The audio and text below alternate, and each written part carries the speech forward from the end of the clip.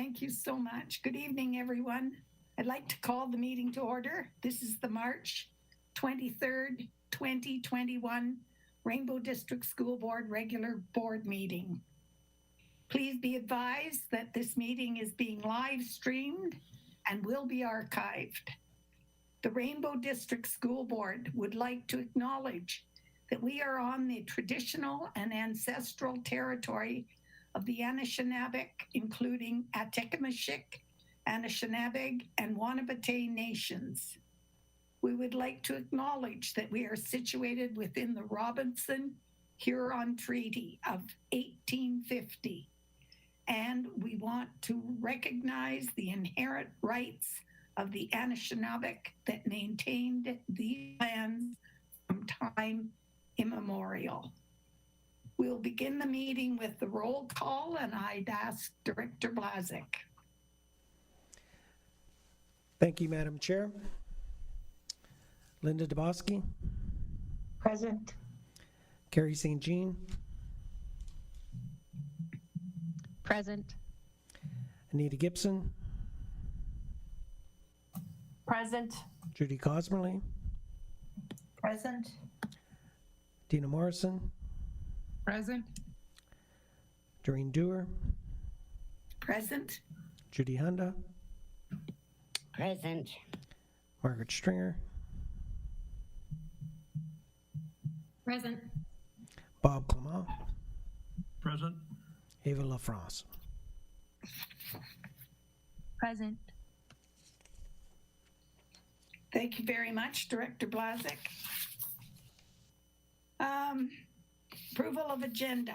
Motion that the agenda for the regular board meeting of March 23rd, 2021 be approved. Moved by Trustee Cosmerly, seconded by Trustee St. Jean. Director Blazek, poll vote. Trustee Clement. In favor? Trustee Dubosky. In favor. Trustee Dewar. In favor? Trustee Gibson. In favor. Trustee Honda. In favor? Trustee Cosmerly. In favor. Trustee Morrison. In favor. Trustee St. Jean. In favor. Trustee Stringer. In favor. Student Trustee LaFrance. In favor. Carried. Motion is carried. Preliminary declarations of pecuniary interest. We have no presentations this evening, and we have no report from the in-camera committee of the whole meeting of the board, as we did not have a in-camera meeting. Previous minutes. Motion that the minutes of the regular board meeting held on Tuesday, February the 16th, 2021 be approved. Moved by Trustee Morrison, seconded by Trustee Cosmerly. Poll vote, Director Blazek. Trustee Clement. In favor? Trustee Dubosky. In favor. Trustee Dewar. In favor? Trustee Gibson. In favor. Trustee Honda. In favor? Trustee Cosmerly. In favor. Trustee Morrison. In favor. Trustee St. Jean. In favor. Trustee Stringer. In favor. And Student Trustee LaFrance. In favor. Carried. Motion is carried. The next item on the agenda is the 2020-2021 school year update. And I'm going to call on Director Blazek to present this. Thank you, Madam Chair. This, you will find that this is a lengthy report, so I'd ask that you get comfortable. There's a lot of information here to unpack. So let me begin. Trustees, the past few weeks of this pandemic have taught us that we not only need to be nimble, as I said during my last update to the board, we also need to be quick. If we could jump over a candlestick, that might serve us well too. In recent weeks, with the emergence of the variants of the virus, we have witnessed just how fast COVID-19 travels. We have long said that if we can keep COVID-19 out of the community, we can keep COVID-19 out of our schools. Conversely, when COVID-19 takes root in the community, it inevitably makes its way into schools. And that is what we experienced in the past month, particularly as more and more cases of COVID-19 are screening positive for the variants of concern, which are highly contagious. Our approach in recent weeks, therefore, has been that much more proactive. Wayne Gretzky once said, "You need to skate to where the puck is going to be." If we want to outrun the virus, or at the very least maintain the status quo, we have to focus on where it is and where it is going to be.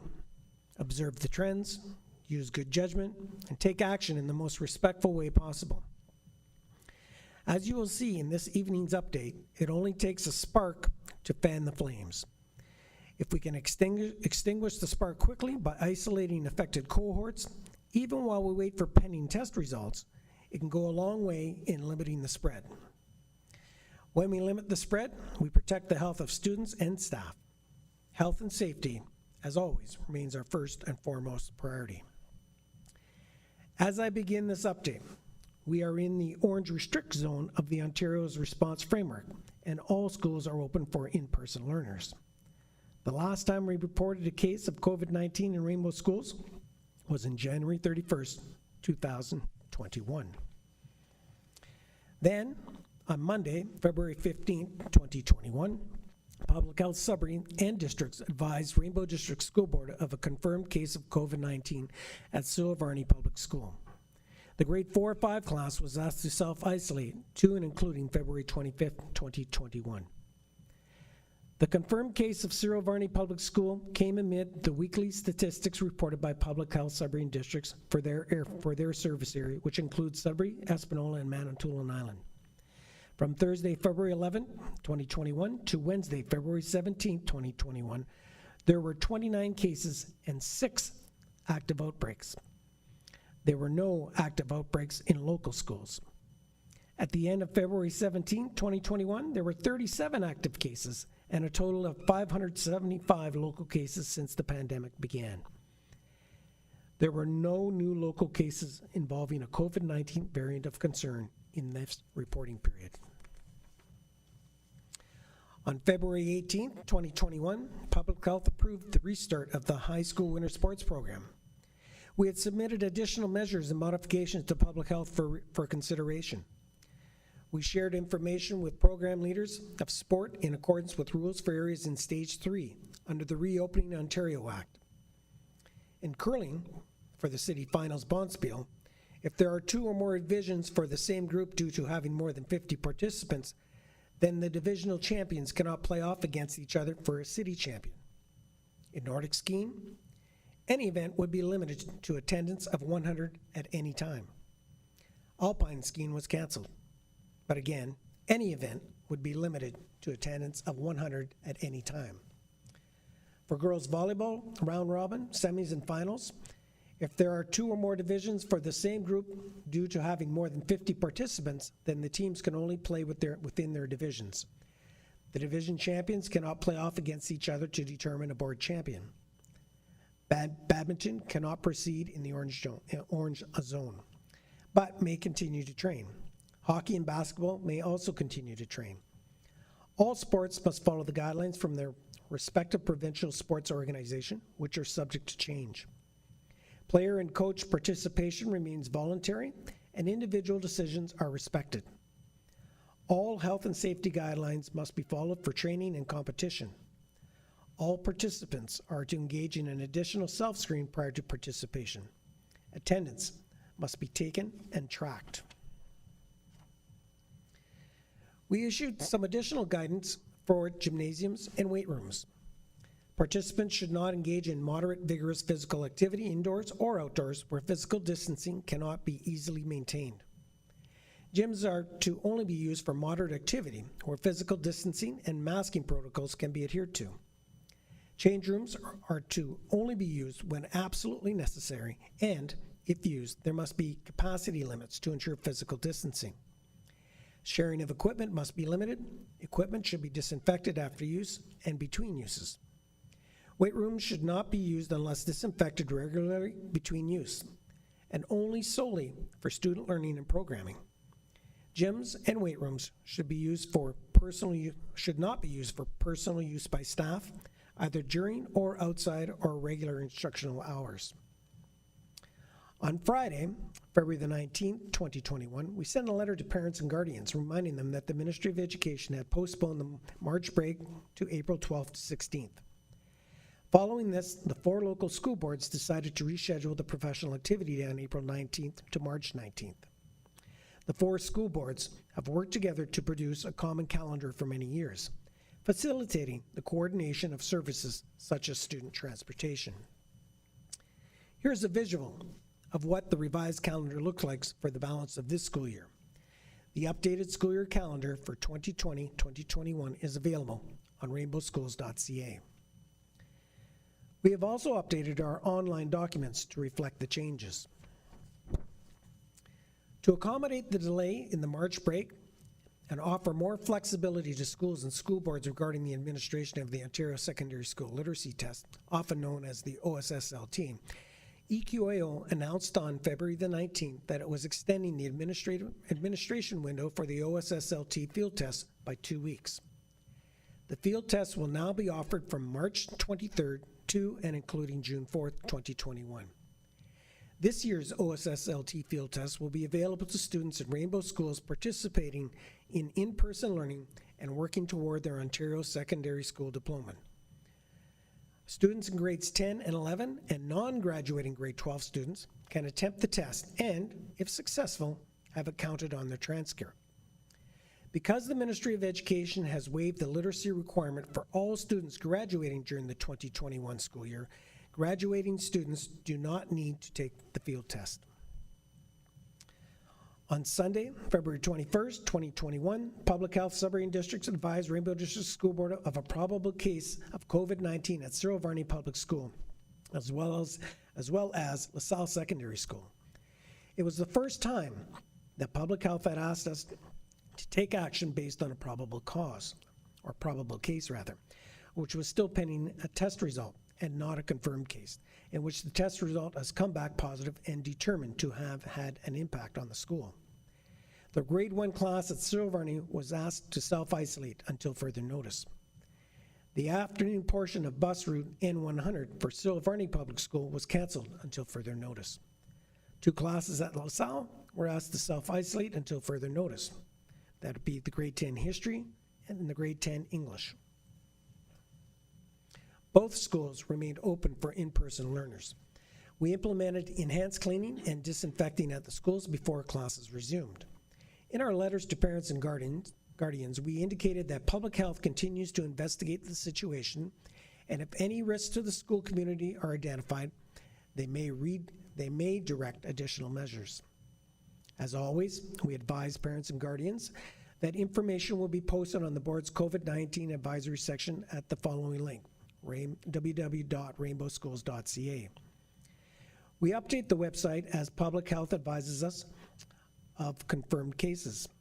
The COVID-19 advisory section presents a snapshot of how COVID-19 has impacted our schools since the start of the school year, including confirmed cases, the status of the confirmed cases, outbreaks and school closures, and the letters to parents and guardians. The letters may not always match the numbers of cases. That's because Public Health Submarine District investigates confirmed cases of COVID-19 and contacts Rainbow District School Board when action is required to limit the spread. Public Health may direct that a class or cohort be asked to self-isolate. There may also be impacts on school bus routes. When action is required, the board shares information with the school community. Public Health does not notify the board when there is no action required on the part of the school. Sometimes students are not in class while infectious, which means the classmates were not exposed to the virus. Also, when outbreaks are declared and whole schools are dismissed, Public Health connects with the board only when further action is required. For example, an extension of the isolation period. We have asked Public Health to share with us as much data as possible so we can update the statistics on the board website and present a fuller picture of the impact of COVID-19 in our schools and to our staff, to our students, and of course, our parents and guardians. On February 22nd, we joined our coterminous boards on a video call with an Assistant Deputy Minister at the Ministry of Education to review how we might implement voluntary asymptomatic testing for COVID-19 in our schools. I will address this further in this evening's update. On February 23rd, 2021, we shared updates to the school screening tool with staff, students, parents, and guardians. The province of Ontario changed the criteria in the screening tool in response to the highly transmissible variants of concern. Staff and students with even one symptom of COVID-19, including a runny nose, must stay home. Also, there are now more stringent requirements for self-isolation that apply to all household members. We issued a joint letter about the changes to parents and guardians from the local medical officer of health and directors of education on February 23, 2021. We wanted a consistent and cohesive message for all of our stakeholders, given the scope of the changes and their impact on students, staff, and staffing. Anyone who has a new or worsening symptom of COVID-19, even if only one symptom, must stay home and self-isolate until they receive a negative COVID-19 test result, they receive an alternative diagnosis by a healthcare professional, or it has been 10 days since their symptoms started and they are feeling better. Under the new guidance, all household members of an individual with even one symptom of COVID-19 are required to stay home and self-isolate until the individual with symptoms receives a negative COVID-19 test result or receives an alternate diagnosis by a healthcare professional. If the individual with symptoms does not seek COVID-19 testing, all household contacts must isolate for 14 days from their last contact with the symptomatic individual. We require staff who are symptomatic to be tested. It became apparent that it would become that much more difficult to replace teachers due to the potential volume of absences. On February 23rd, 2021, we held a Google Meet with principals to review the school screening tool updates in light of the variants of concern. From a staffing perspective, consider the following.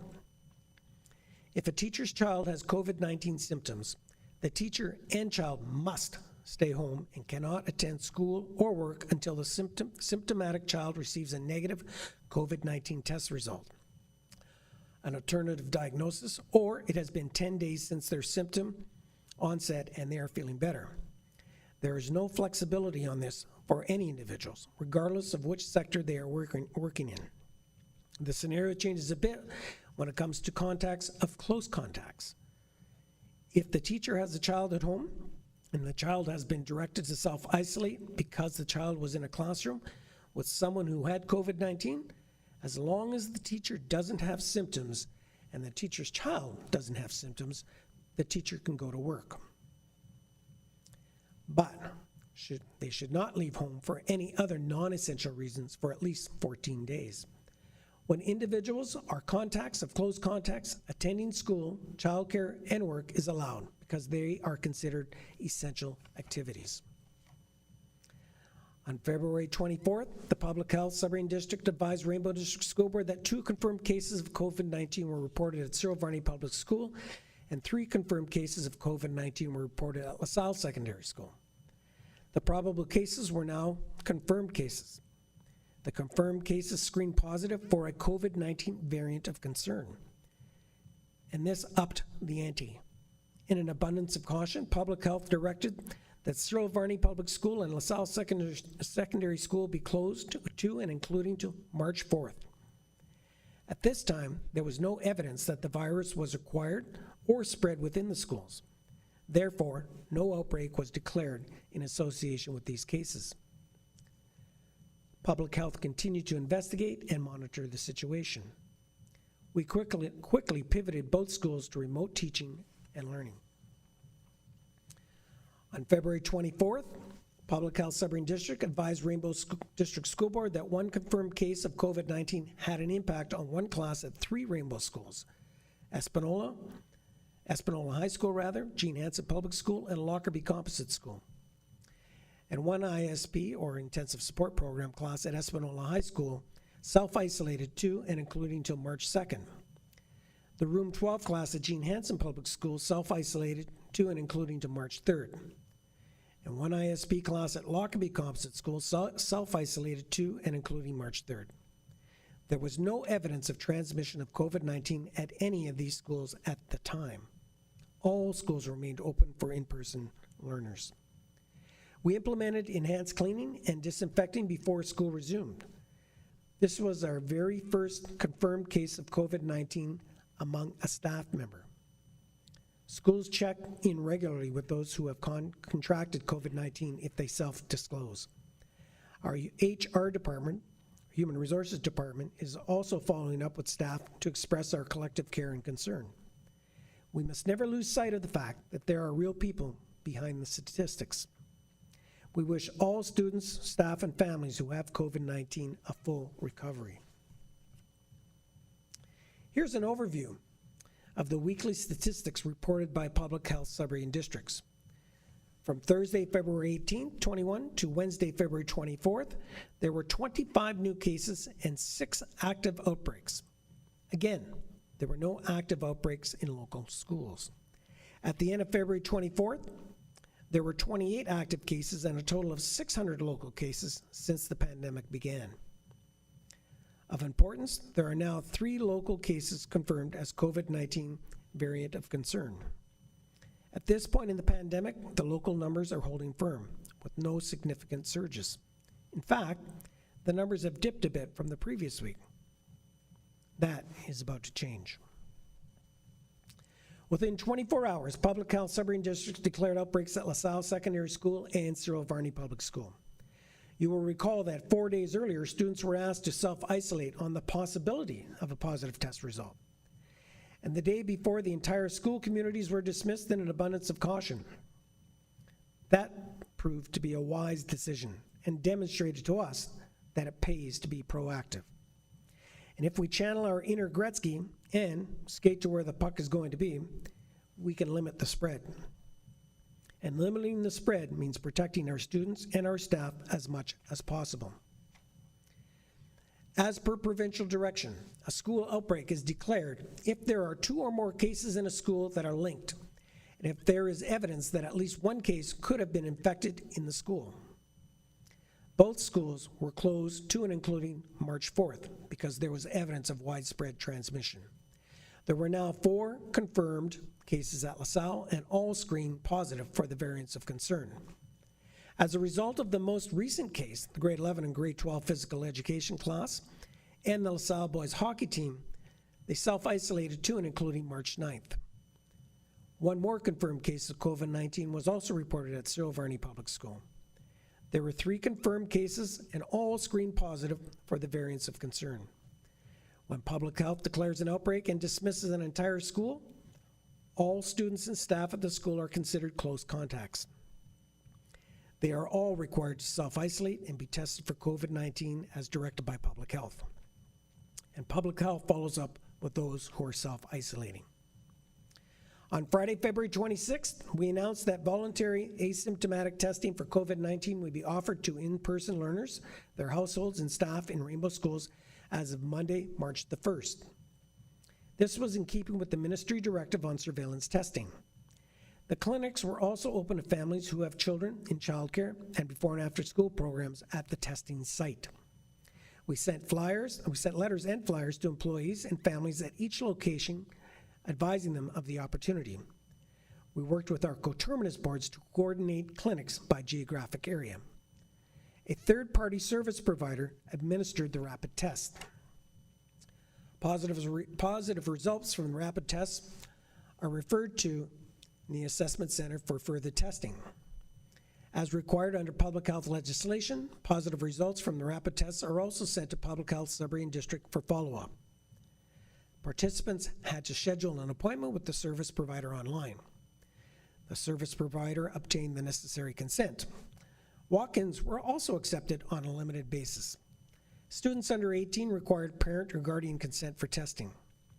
All testing sites were run in a COVID-safe manner. The targeted testing was not open to any students or staff who were advised by public health to self-isolate or seek COVID-19 testing, or to remote learners.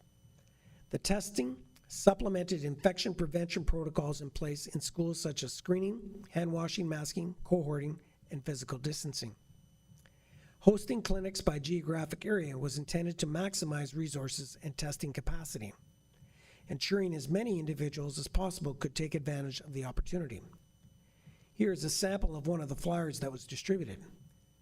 A joint news release was issued by the 4 school boards. In the first week of implementation, voluntary asymptomatic surveillance testing was offered in New Sudbury and Manitoulin Island. There were no positive test results. In the second week of implementation, voluntary asymptomatic surveillance testing was offered in Central Sudbury, Marks Day, and Espanola. There were no positive test results. Of course, voluntary asymptomatic testing was suspended at the end of the second week when public health directed that all students learn remotely as of Monday, March 15th. Surveillance testing is scheduled to resume when schools reopen for in-person learning. After a busy week, we are about to enter our busiest weekend for COVID-19. Public Health Sudbury District advised the Sudbury Student Services Consortium on Friday, February 26th, that students from McLeod Public School on one shared bus route were required to self-isolate to and including March the 10th. This was due to a possible exposure to COVID-19, not related to the school. There was no confirmed case of COVID-19 at McLeod Public School at this time. The morning elementary run on bus route LW258 was canceled. McLeod Public School remained open for in-person learning. And in abundance of caution, we implemented enhanced cleaning and disinfecting before classes resumed. On Saturday morning, Public Health Sudbury District advised Rainbow District School Board that one confirmed case of COVID-19 had been reported at Walden Public School.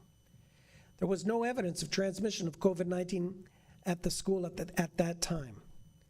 Walden Public School remained open for in-person learners. We implemented an enhanced cleaning and disinfecting before school resumed. The grade 2 class in room 127 was asked to self-isolate to and including to March 8th.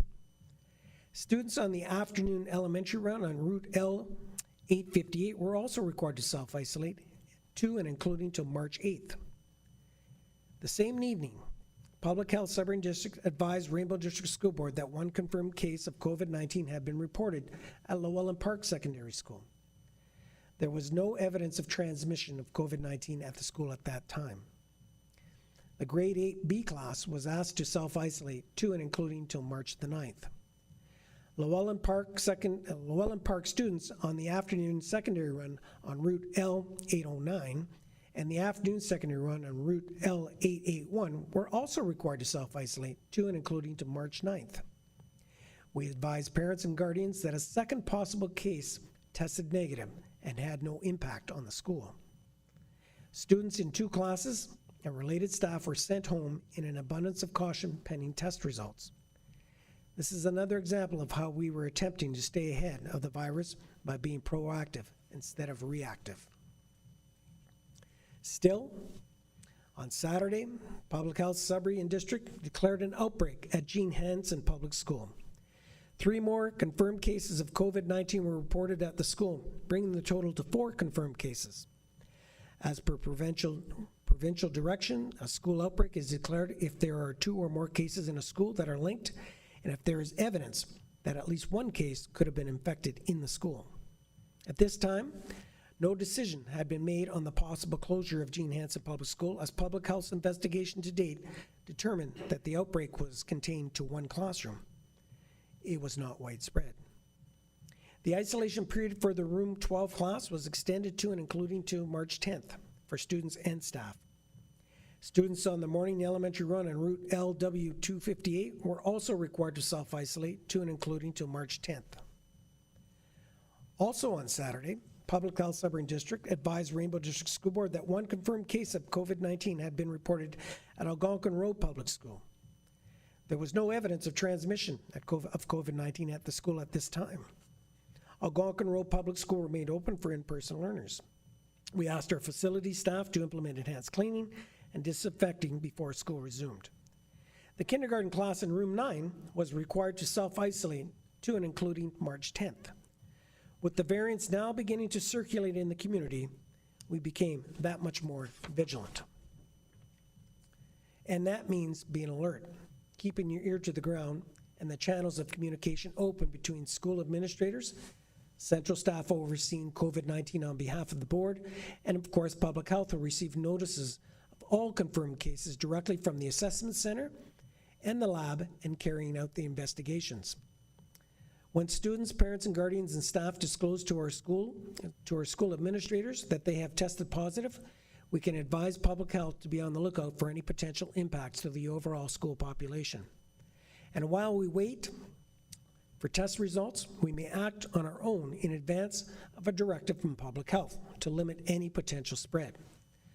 I want to commend Superintendent Bruce Burgett, who is responsible for health and safety, for recommending class dismissals and school closures pending official notification of confirmed cases from public health.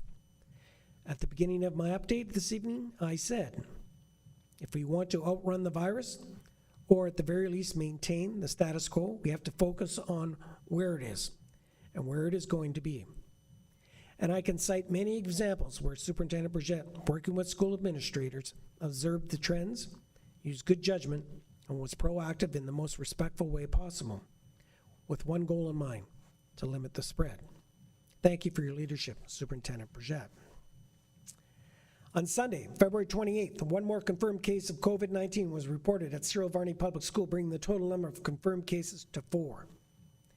The grade 1-2 class was asked to self-isolate to and including March 9th. You will recall that Public Health dismissed Cyril Varney Public School on Thursday. As a result, the closure period for the school was extended to and including to March 9th. It was initially March 4th. Also on the Sunday, Public Health Sudbury District advised the Sudbury Student Service Consortiums that students from Lockerbie Composite on one shared bus route was required to self-isolate. This was due to a possible exposure to COVID-19 not related to the school. There was no confirmed case of COVID-19 at Lockerbie Composite School at this time. Students on the afternoon secondary run en route N055 self-isolated to and including until March 9th. When cohorts on buses are asked to self-isolate, the schools follow up with affected students to ensure continuity of learning. Lockerbie Composite School remained open for in-person learning, and in abundance of caution, we implemented enhanced cleaning and disinfecting before classes resumed. In addition, Public Health Sudbury District advised Rainbow District School Board of another confirmed case of COVID-19 at Llewellyn Park Secondary School. There were now 2 confirmed cases. In an abundance of caution, we decided that all classes for in-person learners at Llewellyn Park would be delivered remotely on Monday, March the 1st. In-person classes were canceled for the day as we assessed the situation. We advised the school community that we would provide updates about the remainder of the week when we had more information. 2 more cohorts were required to self-isolate to and including March 11th, that being the grade 11 and 12 physical education and the grade 10 history. In addition, students on the afternoon secondary run on route N055 were also required to self-isolate to and including March 9th. From Saturday to Sunday, a number of Rainbow schools have been impacted by COVID-19. That weekend, Superintendent Burgett, our COVID lead, Nicole Charette, and affected school administrators worked around the clock to protect the health and safety of students and staff. Concerned about our vulnerable population at Jean Hansen Public School, which services students with exceptional needs, we made a decision early Sunday afternoon to close the school and notify families immediately. We sent a letter to staff and parents and guardians to indicate that remote learning would be in effect for the week. It was a wise decision. Later that evening, Public Health declared an outbreak at Jean Hansen Public School and directed that the school be closed and that all students and staff self-isolate to and including till March the 12th. The following programs were also closed to and including March the 12th. Shiloh, the Child and Adolescent Mental Health Program, often referred to as CAMP, at Health Sciences North, and the Intensive Support Program, the ISP classroom, at Lockerbie Composite School. Also that Sunday evening, Public Health directed the Algonquin Road Public School be closed and that all students and staff self-isolate to and including till March 12th.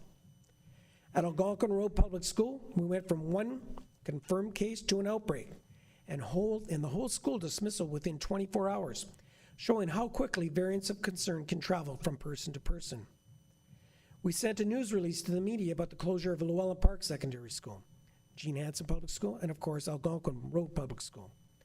On Monday morning, parents woke to the news of the closures, having received a letter from the school board the day before. Later, Sunday evening, a number of bus cancellations were announced due to potential exposures to COVID-19. When students on buses are required to self-isolate, as indicated previously, we advise the staff and families of the schools when there are many students affected. This was done very early on Monday morning. At Llewellyn Park Secondary School, this was due to a possible exposure of COVID-19 related to the school. Students on the afternoon secondary run on routes L617 and L620 were required to self-isolate to and including till March 9th. You will recall that we made a decision to cancel all in-person classes at Llewellyn Park for the day to assess the situation. At Lockerbie Composite School, this was due to a possible exposure to COVID-19, not related to the school. There was no confirmed case of COVID-19 at Lockerbie Composite School at this time. Students on the afternoon secondary run on routes L617 and L620 were required to self-isolate to and including to March the 9th, 2021. Also, at Northeastern Elementary School, this was due to possible exposure to COVID-19, not related to the school. There was no confirmed case of COVID-19 at Northeastern Elementary School at the time. Students on the afternoon secondary run on routes L617 and L620 were required to self-isolate to and including to March 9th. At Sudbury Secondary School, this was also due to a possible exposure to COVID-19, not related to the school. There was no confirmed case of COVID-19 at Sudbury Secondary School at this time. Students on the afternoon secondary run on routes L617 and L620 were required to self-isolate to and including to March 9th. Lockerbie Composite School, Northeastern Elementary School, and Sudbury Secondary School remained open for in-person learning. And again, in abundance of caution, we implemented enhanced cleaning and disinfecting before classes resumed. This busy weekend carried over into the day on Monday, March the 1st. Public Health Sudbury District extended the isolation period for all students and staff at LaSalle Secondary School to and including March 9th. There were also updated testing requirements due to another confirmed case that screened positive of a variant of concern. Over at Llewellyn Park Secondary School, which was closed for the day, we applied an abundance of caution and decided that all classes for in-person learners would be delivered remotely to and including Friday, March 5th. Rainbow District School Board continued to work with Public Health to assess the impact of 2 confirmed cases of COVID-19 at the school, including one which screened positive for a variant of concern. There was also the possible exposure to COVID-19 on one shared bus route. When we advised students and staff of the decision to keep the school closed for the week, we recommended that staff and students stay home as much as possible. We reminded everyone that the variants of concern are highly contagious and we wanted to limit the spread. Later, on Monday evening, Public Health Sudbury District advised Rainbow District School Board that one confirmed case of COVID-19 had been reported at Chelmsford Valley District Composite School. There was no evidence of transmission of COVID-19 at the school at this time. Chelmsford Valley District Composite School remained open for in-person learners. We implemented enhanced cleaning and disinfecting before school resumed. The JKSK English class in room 117 was asked to self-isolate to and including March the 9th.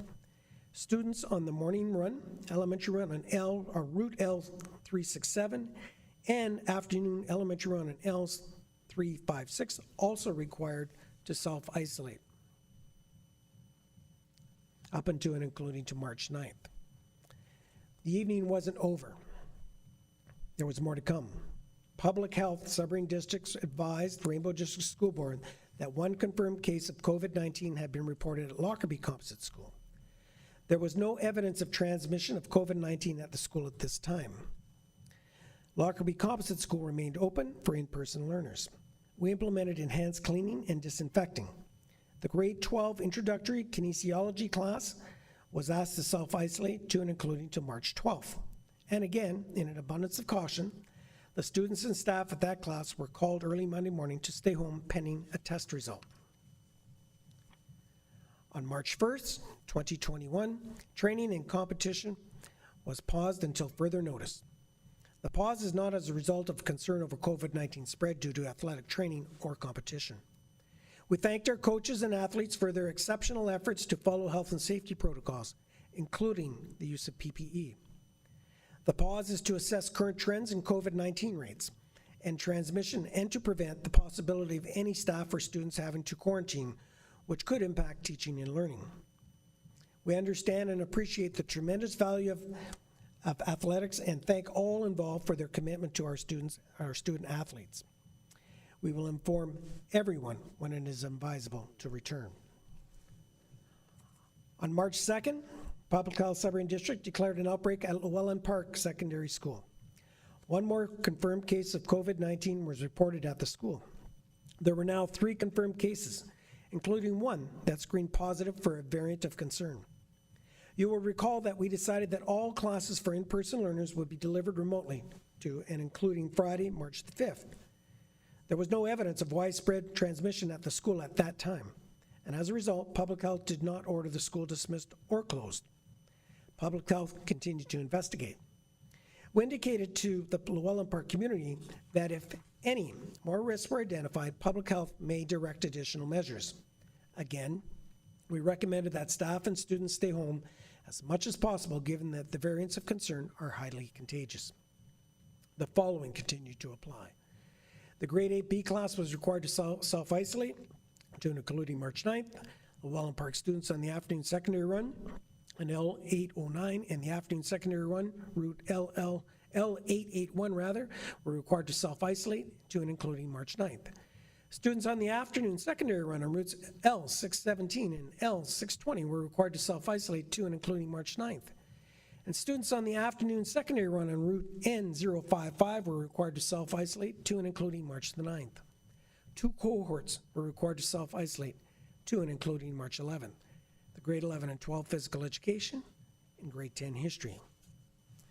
On March 3rd, Public Health advised Rainbow District School Board that another confirmed case of COVID-19 had been reported at Llewellyn. There were now 4 confirmed cases, including one that screened positive for a variant of concern.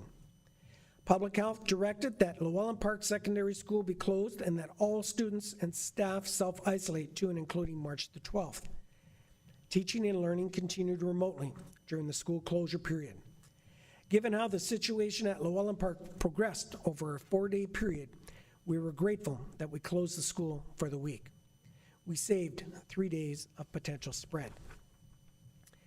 This was a bit of a roller coaster ride for our staff and our students and families, but it was another example of how resilient we can be when we are trying to stay one step ahead of the virus. You have to be nimble, you have to be quick, and you also have to be canny. Remember, we're dealing with an invisible enemy here, a phantom, if you will. On March 3rd, an email crossed my screen from a colleague in the education sector who is a member of a provincial planning committee. She was sharing updated stats in schools from a provincial perspective. I was not surprised to see that the total number of active cases amongst school-aged children was about 30% higher than the previous week. And there were 41 active outbreaks in schools in Ontario, with 23 closed. The increase in COVID-19 in our community was no doubt contributing to the provincial data. Another email caught my attention. It was from a parent to a school admin team, and it read as follows. I wish I had a magic wand to make it all go away, but I don't. I wish I was there. I wish I was there with something that I could do to lessen your load, but there isn't. You have been dealt a hand to push you beyond whatever you thought would be the parameters in the education realm. Yet, you show up every day and exceed expectations, presenting a kind demeanor to ease the angst of students, parents and guardians, and colleagues, and it is appreciated. It is in moments like this that we realize how important this work really is. The work of keeping everyone safe, work that is being carried out over and above our core function, that is teaching and learning. Also on March the 3rd, Public Health and Sudbury District advised Sudbury Student Services Consortium that students from Lockerbie Composite School on one shared bus route were required to self-isolate. This was due to a possible exposure to COVID-19 not related to the school. There was no new confirmed cases of COVID-19 at Lockerbie Composite at this time. Students on the morning secondary run of L125 were required to self-isolate to and including to March 12th. Lockerbie Composite School remained open for in-person learning. In an abundance of caution, we implemented enhanced cleaning and disinfecting before classes resumed. Here's an overview of the weekly statistics reported by Public Health Sudbury districts. From Thursday, February the 25th to Wednesday, March 3rd, there were 98 new cases, triple the amount from the previous week, and 12 active outbreaks, double the amount from the previous week. Now, there are 5 active outbreaks in local schools. At the end of the day, March 3rd, there were 112 active cases, a significant jump from the previous week, and a total of 698 local cases since the pandemic began. With the increase in local cases in our schools and the more stringent requirements of the school screening tool, it was becoming increasingly more difficult to sustain the need for supply teachers. On March 3rd, we sent a letter to parents and guardians of elementary remote learners to indicate the following. It has been our practice to have a supply teacher lead your child's class when the regular teacher is absent. As with the majority of school boards across the province, however, Rainbow District School Board is experiencing a shortage of supply teachers. And as a result, when your child's teacher is absent, we will post a notice along with homework in the Google Classroom. Students will be able to continue their work. We thanked our parents for their support and indicated that we appreciated their understanding. Since the system had shifted to remote learning, this restriction has been paused. With several school dismissals and directives to self-isolate, Health Sciences North Assessment Center was now inundated with requests for testing and increased their capacity in response to the demand. They provided us with a flyer of helpful tips to share with their families to book a test as quickly as possible. The flyer is posted on our board website. Not surprisingly, in response to an unprecedented surge of local cases of COVID-19, on Friday, March 5th, the Government of Ontario announced that Public Health Sudbury District would be moving into the red control level of the COVID-19 response framework as of Monday, March the 8th at 12:01 a.m. In preparation for Monday, our Superintendent for Health and Safety and our Health and Safety Officer issued an important health and safety reminder for staff. The reminder focused on personal protective equipment, protocols for staff rooms and lunchrooms, confirmation of completing the daily self-assessment for staff and secondary students, hand and respiratory hygiene, physical distancing, enhanced cleaning and disinfecting, and the need to follow all health and safety protocols at all times. We all have a part to play in keeping Rainbow District School Board a safe place to learn and work. It was another busy weekend. On Saturday, March 6th, a number of bus runs were affected by confirmed cases of COVID-19 at other school boards. There are no confirmed cases of COVID-19 at the impacted schools at the time. All schools remained open for in-person learners. In an abundance of caution, we implemented enhanced cleaning and disinfecting before school resumed.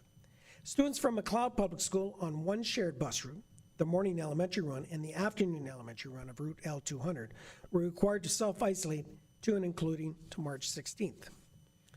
Students from RLBD Public School on 3 shared bus routes, the morning elementary run of Route L803 and the afternoon elementary run of Route L033, as well as an afternoon transfer run on Route L802 were required to self-isolate to and including March the 12th, 2021. Students from Sudbury Secondary School on 2 shared bus routes, the morning secondary run of Route L131 and the afternoon secondary run of Route L810 were required to self-isolate to and including March 15th. Students on the morning secondary run on Route L121 and the afternoon secondary route on Route L128 were required to self-isolate to and including March 18th. As always, the schools followed up with affected students to ensure continuity of learning. Also, on Saturday, March 6th, Public Health Sudbury District advised Rainbow School Board that one confirmed case of COVID-19 had been reported at Princess Anne Public School. There was no evidence of transmission of COVID-19 at the school at the time. The kindergarten class in room 123 was required to self-isolate to and including March 16th. Students in one cohort in the before and after school program, ELK, were also required to self-isolate to and including March 16th. There was no impact on transportation. Princess Anne Public School remained open for in-person learners. Childcare and before and after school programs also remained open. We implemented enhanced cleaning and disinfecting before school resumed. On Sunday, March 7th, we decided that all classes for in-person learners at Walden Public School would be delivered remotely to and including Friday, March 12th. This was another proactive move on our part.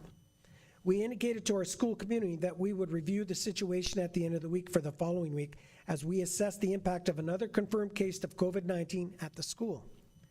This case was being considered as a possible variant of concern. There were now 3 confirmed cases of COVID-19 at Walden Public School.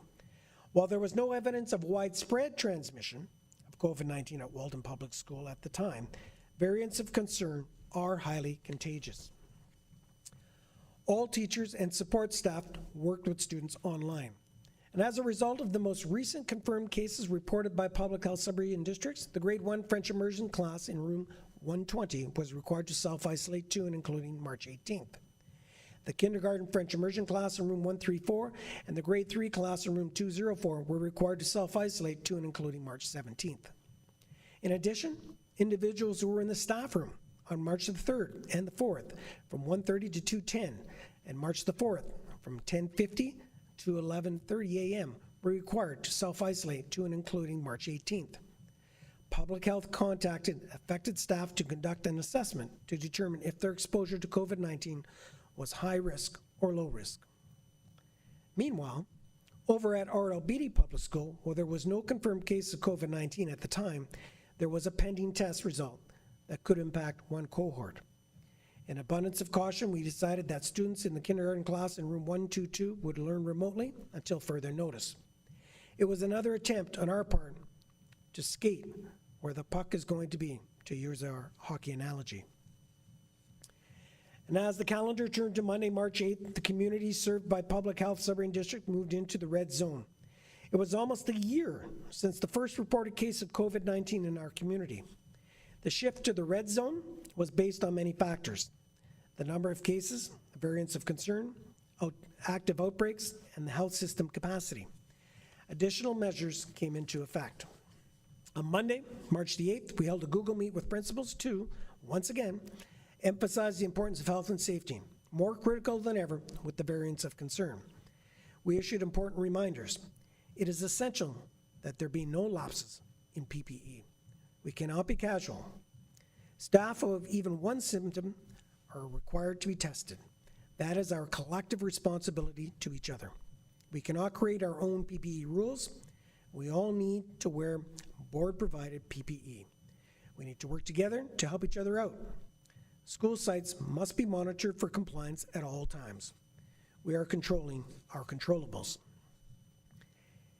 And the cases continue to climb. On Tuesday, March the 9th, the pending test results at RLBD Public School came back positive. Public Health contacted our COVID lead to report one confirmed case at the school. The kindergarten class in room 122 was asked to self-isolate to and including to March 18th. In abundance of caution, students in that class had been asked to stay home on Monday pending the possible positive test result. It was another preemptive call on our part to limit the spread. RLBD Public School remained open for in-person learners. Childcare and before and after school programs also remained open. We implemented and enhanced cleaning and disinfecting. There was no evidence of transmission of COVID-19 at the school at the time. Also on March 9th, more shared bus routes were canceled. This was due to possible exposure to COVID-19 not related to the schools. There were no new confirmed cases of COVID-19 at the affected schools at the time. Students from Sudbury Secondary School on one shared bus route, the morning secondary run of Route N508, and the afternoon secondary run of bus route N517 were required to self-isolate to and including March the 18th. Students from Princess Anne Public School on one shared bus route, the morning elementary run of L116 and the afternoon elementary run of Route L610 were required to self-isolate to and including to March 19th. Princess Anne Public School remained open for in-person learning. And in abundance of caution, we implemented enhanced cleaning and disinfecting before classes resumed. And we also shared some good news with our families on Tuesday, March the 9th. At 4:25 p.m., Public Health Sudbury District declared the outbreak at LaSalle Secondary School was officially over, and in-person learning resumed on Wednesday, March the 10th. At 8:10, Public Health Sudbury District declared the outbreak at Silvarni officially over. In-person learning resumed on Wednesday, March the 10th. There was one caveat. Individuals who were directed by public health to remain in isolation must continue to do so. The declaration of the outbreaks was as over does not supersede specific individual instructions provided by Public Health Sudbury District to students, parents, guardians, staff, or essential visitors. On behalf of the respective schools and the board, I thank staff, parents and guardians, and the students for following public health guidance on self-isolation and testing. We appreciate their patience and understanding as we work together to keep everyone safe. We advise staff, students, and parents and guardians to continue to follow our health and safety protocols at all times. We assure them that, as always, we will monitor our school populations closely, remain vigilant, and follow the guidance from public health. On Wednesday, March the 10th, Public Health Sudbury Districts advised Rainbow District School Board that one confirmed case of COVID-19 had been reported at Lockerbie Composite School. The grade 9 science class and the grade 9 French class were asked to self-isolate to and including March the 15th. There was no evidence of transmission of COVID-19 at the school at the time. Lockerbie Composite School remained open for in-person learners. We implemented enhanced cleaning and disinfecting before classes resumed. And the upward climb continued. Here's an overview of the weekly stats reported by Public Health Sudbury District. From Thursday, March 4th to Wednesday, March 10th, there were 143 new cases and 14 active outbreaks. Now there are 8 active outbreaks in local schools, up from 5 the previous week. At the end of day, March 10th, there were 208 active cases, almost double from the previous week, and a total of 841 local cases since the pandemic began. 3 cases remain confirmed as variant of concern. However, there were 69 cases for which preliminary tests indicate the potential to be one of these variants. Further, laboratory testing was underway to confirm if these cases were in fact a variant of concern. On Thursday, March the 11th, we flew our flags at half-mast to mark the National Day of Observance for COVID-19. It was 1 year from the day that COVID-19 was first declared a pandemic by the World Health Organization. I would like to share with you a video from Kevin Cameron, who was very familiar to us in Rainbow School's first training on violence, threat risk assessment, and the traumatic event system model. He offers his perspective on the anniversary of the pandemic. Hello, friends and colleagues. This e-alert that we're putting out is just meant to be a support for those trained in violence threat risk assessment and the traumatic event systems model, but also those of you who are in leadership positions to be able to share with your staff, if you will. And it's really just addressing one issue, that the pandemic, of course, takes its toll emotionally because of all the things that we're familiar with.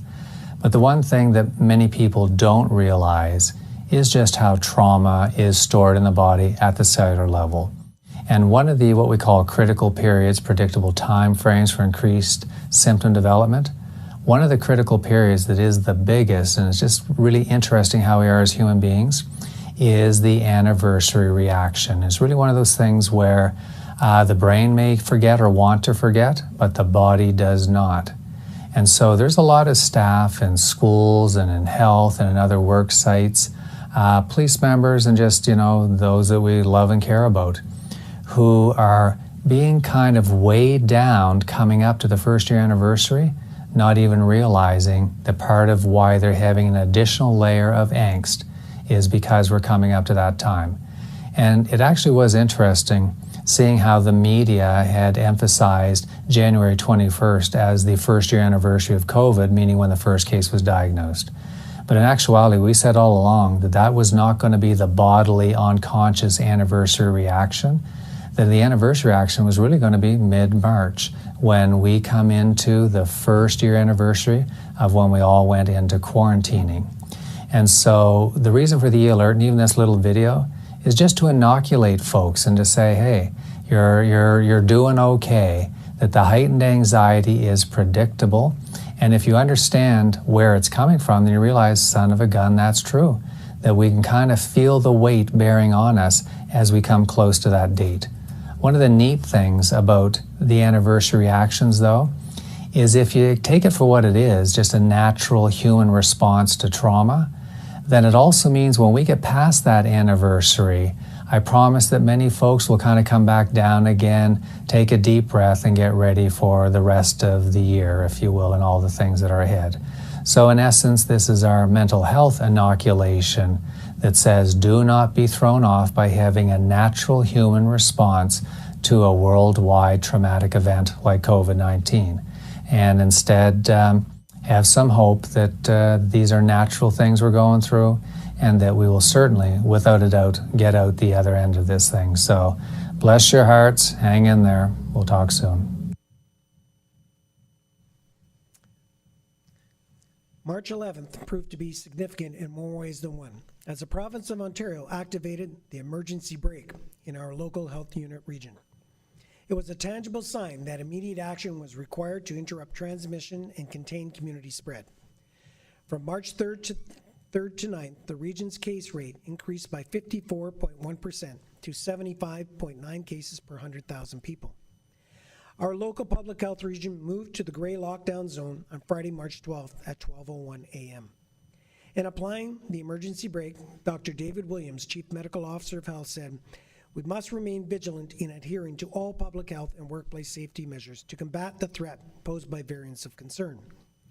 Later that morning, our Medical Officer of Health held a conference call with the 4 directors of education to advise us that she was recommending virtual learning for students effective Monday, March the 15th.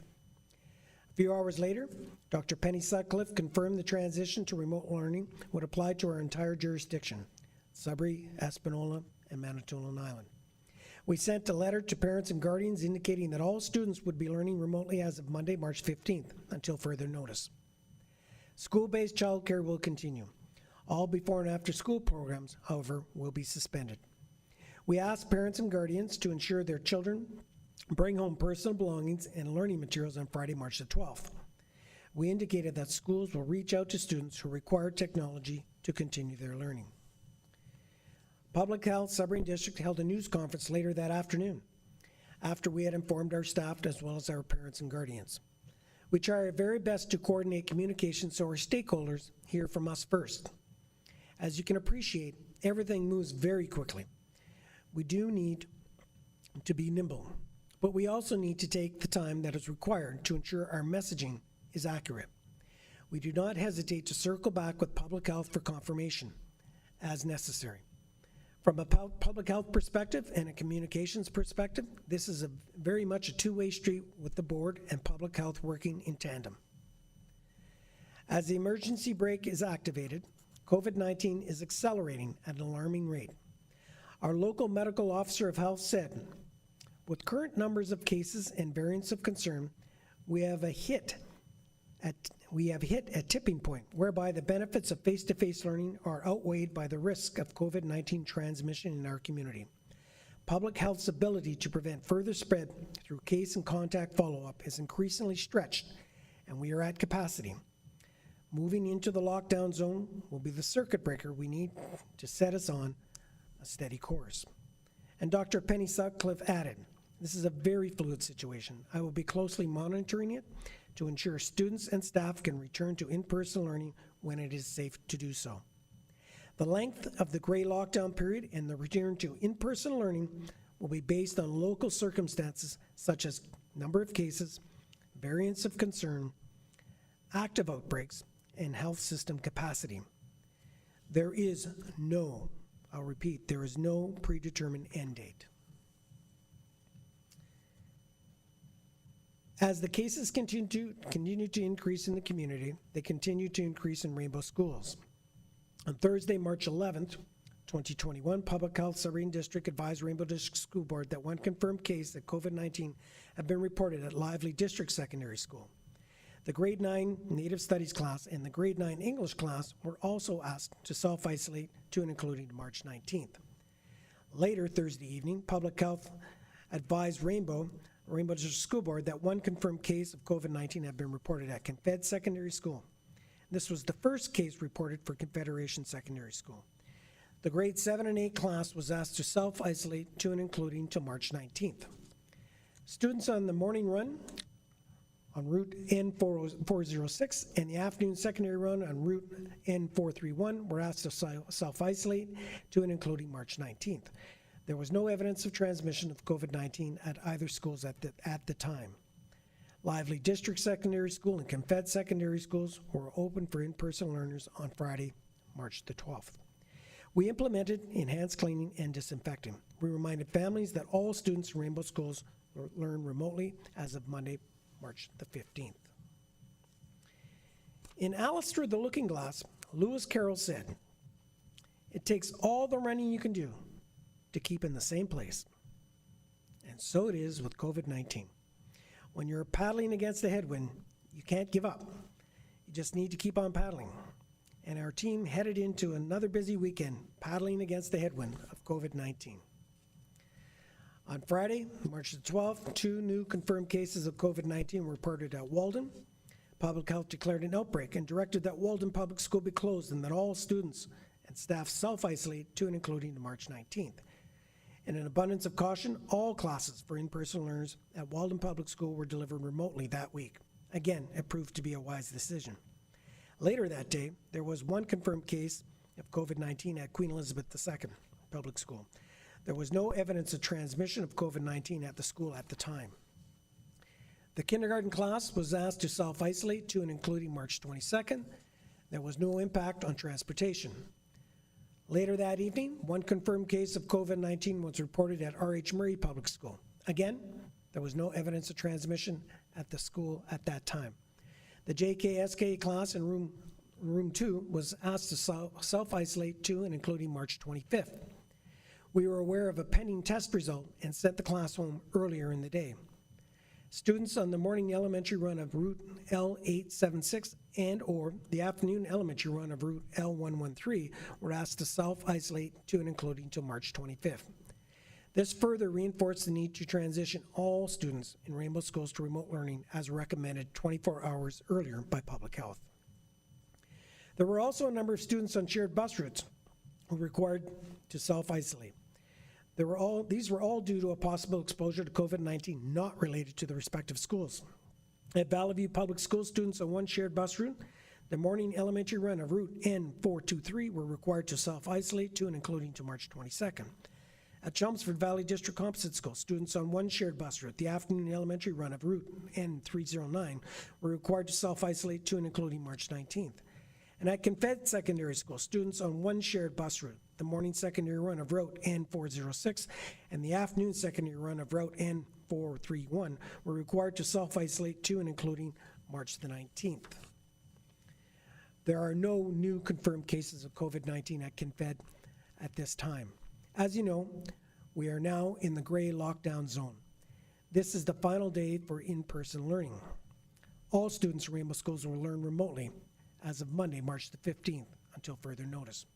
We continue to work with public health to ensure that staff and students who are required to self-isolate due to a possible exposure to COVID-19, they receive timely information. There were 2 more confirmed cases in Rainbow Schools on Saturday, March 13th. 1 confirmed case was reported at Sudbury Sec. There was no evidence of transmission of COVID-19 at the school at this time. The grade 10 civics class was asked to self-isolate to and including March 23rd. And students on the morning, a secondary run of Route L109 and or the afternoon run, a secondary run of Route L012 were required to self-isolate to and including March 23rd. There was another confirmed case of COVID-19 at Confederation Secondary School. Still, there is no evidence of transmission of COVID-19 at the school at this time. The grade 11 and 12 physics class and the grade 11 French class are required to self-isolate to and including March 23rd. There's no impact on transportation. As you know, all students in Rainbow Schools are learning remotely as of Monday, March 15th, at least until further notice. And it was another busy Sunday for our COVID team and affected school administrators. On March 14th, Public Health Sudbury District declared an outbreak at Lockerbie Composite School. A 3rd individual tested positive for COVID-19. As per provincial direction, a school outbreak is declared if there are 2 or more cases in a school that are linked and if there is evidence that at least 1 case could have been infected in the school. Public Health indicated there was no evidence of widespread transmission at the school at the time. 5 cohorts were required to self-isolate. There was also an impact on transportation. The isolation period for grade 9 science, a grade 9 science class, a grade 9 French class was extended to and including March 19th. Students in junior band were required to self-isolate to and including March 22nd. Students in grade 9 Canadian geography and grade 9 physical education were required to self-isolate to and including to March 24th. Students on the morning secondary run of Route L032 and or the afternoon secondary run for Route L111 were required to self-isolate to and including March 24th. Still on Sunday, Public Health and Sudbury District advised Rainbow District School Board that another confirmed case of COVID-19 had been reported at Confed Secondary School. There were now 3 confirmed cases related to the school. While there was no evidence of transmission at the school at this time, Public Health continued to investigate the situation. And if any risks to the school community are identified, they may direct additional measures. The grade 10 math class and the grade 10 business class were also asked to self-isolate to and including March 24. The day was not over yet. Public Health and Sudbury District advised Rainbow School Board that 1 confirmed case of COVID-19 was reported at McLeod Public School. There was no evidence of transmission at the school at this time. The grade 8 class in room 321 was asked to self-isolate to and including till March 24th. Also on March 14th came some good news. At 6:30 p.m., Public Health District declared the outbreak at Jean Hansen Public School and the outbreak at Algonquin Public School officially over. At 8:40, Public Health Sudbury District declared the outbreak at Llewellyn Secondary School officially over. Again, there was one caveat. Individuals who were directed by Public Health to remain in isolation must continue to do so. The declaration of the outbreak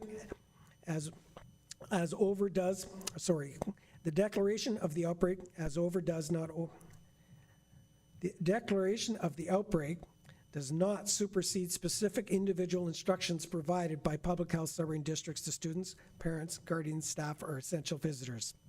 On behalf of the school and the board, I thank parents and guardians and students for following public health guidance on self-isolation and testing. We appreciate their patience and understanding as we work together to keep everyone safe. And as we turn the calendar to March 15th, almost 12 months to the day, we find ourselves back where we began, learning together while safely apart. All students at Rainbow Schools are learning remotely until further notice. All school-based childcare is continuing. All before and after school programs, however, are suspended. After a few days of no confirmed cases, on Thursday, March 18th, Public Health declared an outbreak at Confed Secondary School after a 4th individual tested positive for COVID-19.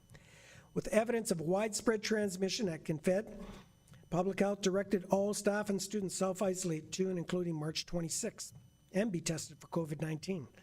As per provincial direction, a school outbreak is declared if there are 2 or more cases in a school that are linked, and if there is evidence that at least 1 case could have been infected in the school. The entire school is dismissed, and there's evidence of widespread transmission. When this occurs, all staff and students are considered close contacts. Students continue to learn remotely until further notice. And the upward climb continued. Here's an overview of the weekly stats reported by Public Health Sudbury District. From Thursday, March 11th to Wednesday, March 17th, there were 218 new cases and 23 active outbreaks. Now there are 9 active outbreaks in local schools. At the end of the day, March 17th, there were 242 cases and a total of 1,059 local cases since the pandemic began. 3 cases remain confirmed as variant of concern.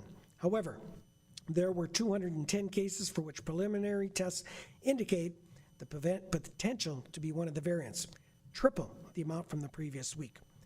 Further laboratory testing was underway to confirm if these cases were, in fact, a variant of concern. We ended the week with a professional activity day for all staff on Friday, March 19th. On March 19th, Professional Activity Day was devoted to learning opportunities for all educators in supporting students with autism spectrum disorder and bullying prevention and intervention and de-escalation training.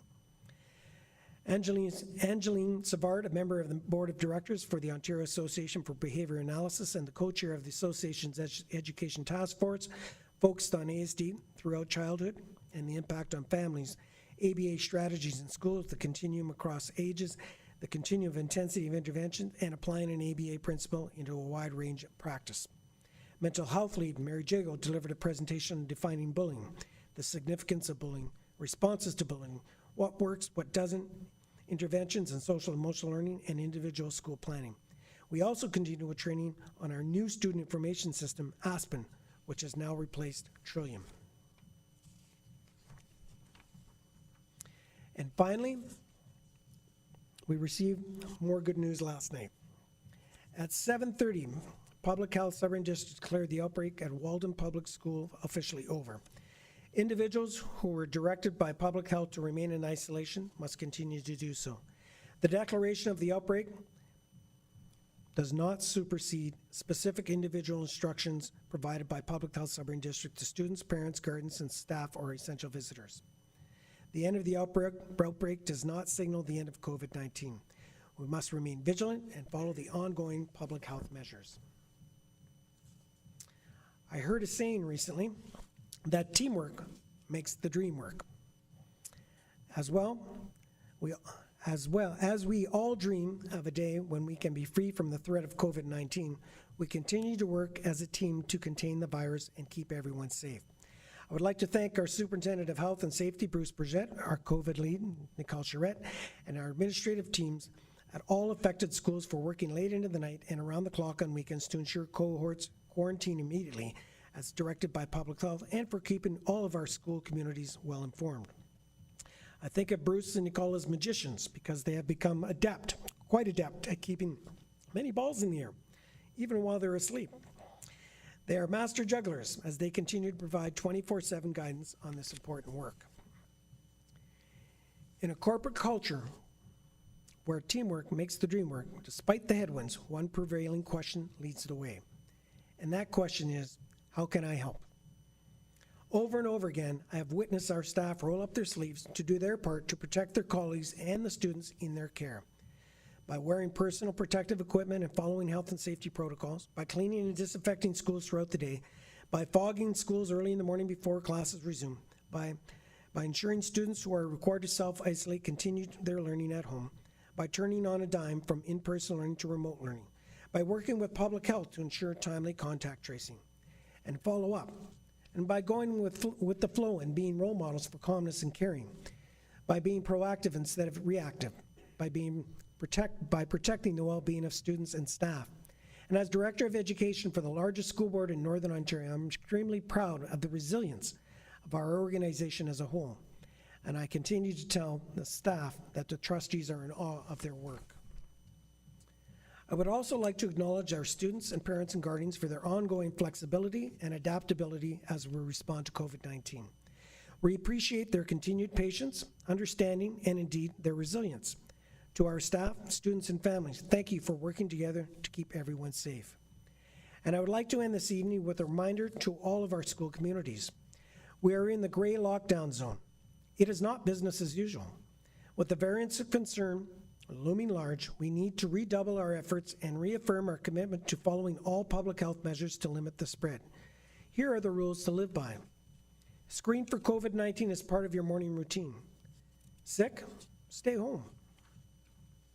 Wear your mask. Wash your hands. Follow the arrows and mind the dots. Keep a safe distance. Don't burst your bubble. Limit your social circle. Come together by staying safely apart. And this brings this evening update to a close. I'd be pleased to answer any questions that you may have. Thank you very much, Director Blazek. And if you take a look, if you can see the screen, I'm not sure if you can, but you are getting an ovation. We very much appreciate this. And it amazes me the amount of work it takes to even put together this kind of a concerted, in-depth information session. So on that basis, I'm going to say thank you, but I would also like for trustees to indicate if there are any questions. You've given us a lot of information. Are there any questions, trustees? I don't see any hands up, but not everybody is on my screen. Anita, now I see you. Trustee Gibson. Thank you, Chair Dewar. Through you to Director Blazek. Thank you very much for that very thorough update. My question is regarding vaccination plans. The government announced that education workers would be in line to receive vaccinations under phase 2 of the plan. And I was just wondering if there's already any plans in place or discussions. Have we talked about offering locations, anything like that? Just if there's any news on the horizon regarding when that might happen and how quickly we can make that happen. Thank you. So that's a question we raise all the time with the ministry. So when is it that the education sector will be able to participate in the vaccination process?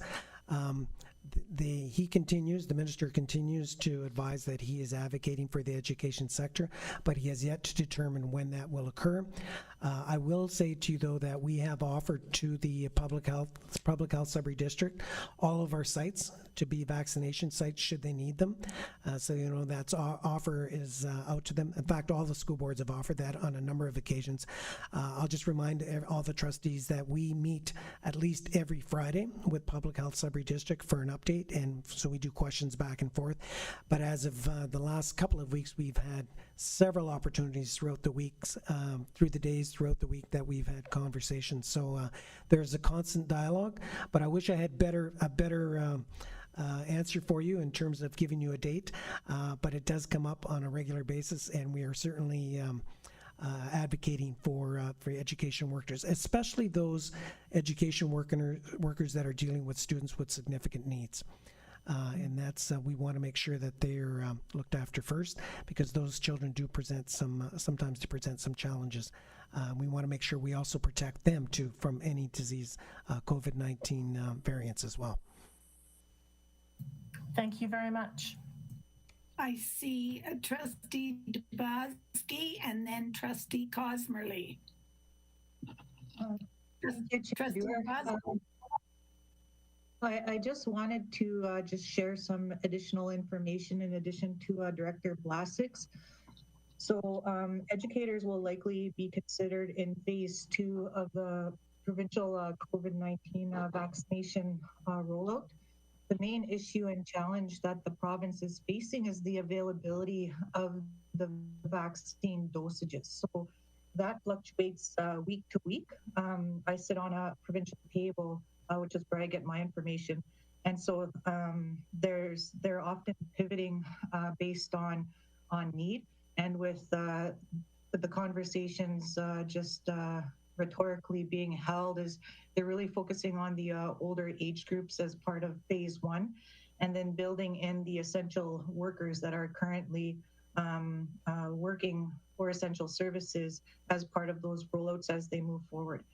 At the end of the day, the province receives vaccines from Canada, which are then distributed to the public health units. And Sudbury District Public Health Unit would receive those vaccines from the province in specified allocation numbers. And then from there, they would follow along the vaccination plan. So I would recommend the trustees to visit the Public Health Sudbury District website. The vaccination rollout plan is contained in there, but the projections are looking currently at probably by June. And that really is related to the availability of vaccines, which we've seen I would say in the last 3 weeks, a very limited supply that has decreased, but they are anticipating an increase in numbers in the weeks ahead. Thank you. Thank you very much. And Trustee Cosmerly. I don't have a question, but I do want to say kudos to all of the administrative staff. Everybody is working over and above to do so much. I can imagine how much work it must be to try to contact families when you get a call from public health on a weekend to tell families that their kids are not to be going into school.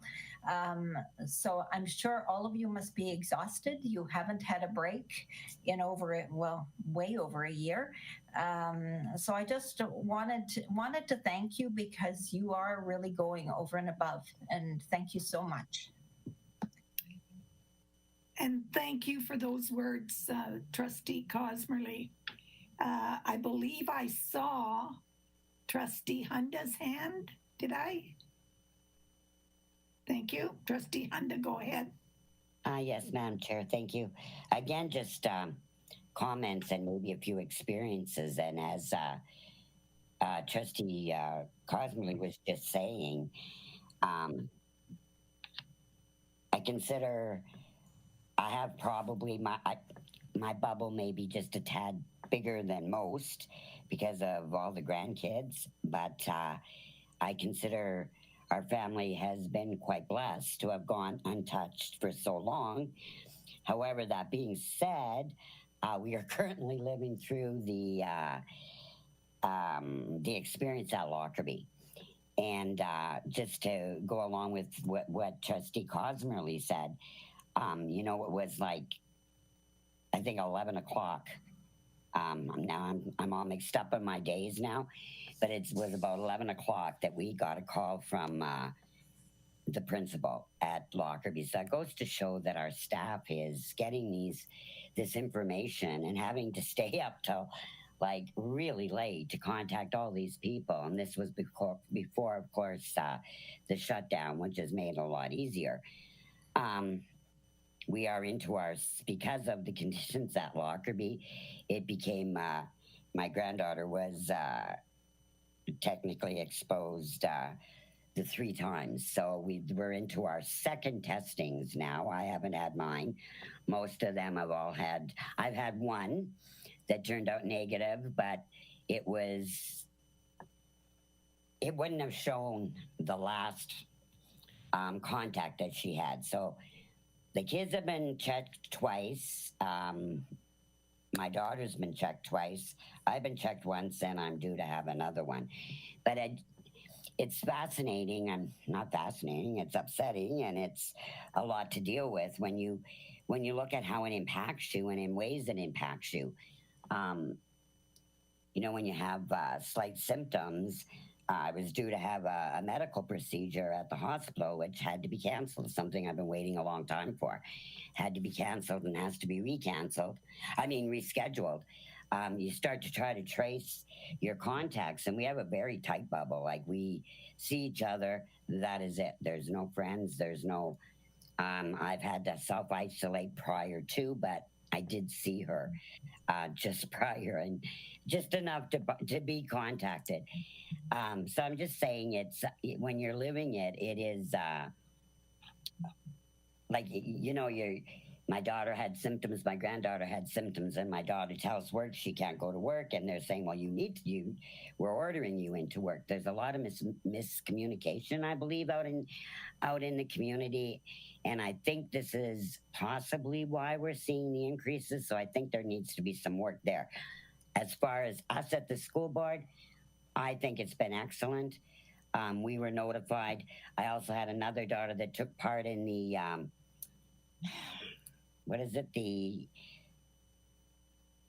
the rapid testing with those, and they're fine, which they're staying way away from this side of it, which went off wonderfully. A little disappointing at the school level that not more parents and children had taken part. So it's kind of funny from coming from this. Right now, I'm experiencing it, and I'm very fortunate we haven't yet. So far, so good. No one's really sick, and we're hanging in there. But it's just it's a very unique experience that once you get into the middle of this. I guess I just want to say thank you to staff, because I got to see firsthand, people that need to get up and go to work the next day or staying up late at night, calling families to make sure everybody's prepared. Thank you very much. Bob, Trustee Clement, I wasn't sure if I saw your hand. I did not, thank you. Thank you very much. I'm going to move on now, but I believe all of the trustees have indicated as strongly as we can how much we appreciate the wonderful job that is being done. And we are indeed fortunate to have teamwork that makes the dream work. Thank you very much.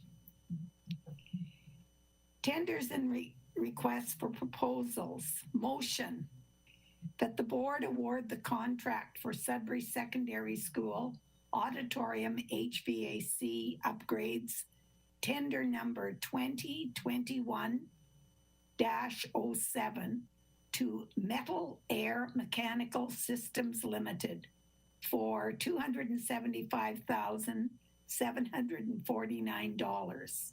I'm going to ask for a mover, Trustee Hunda, and a seconder, Trustee St. Jean.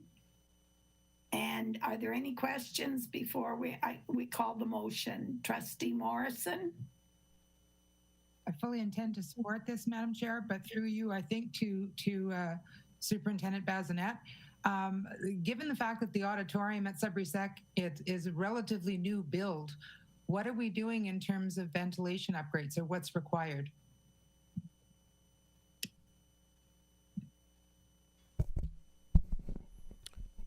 Thank you, through you, Madam Chair. This is very specific to the replacing one rooftop unit that is one of the older units that is servicing the auditorium. It is obsolete and is very costly in terms of maintenance costs. And at this time, we will also be reinforcing the roof for the new unit.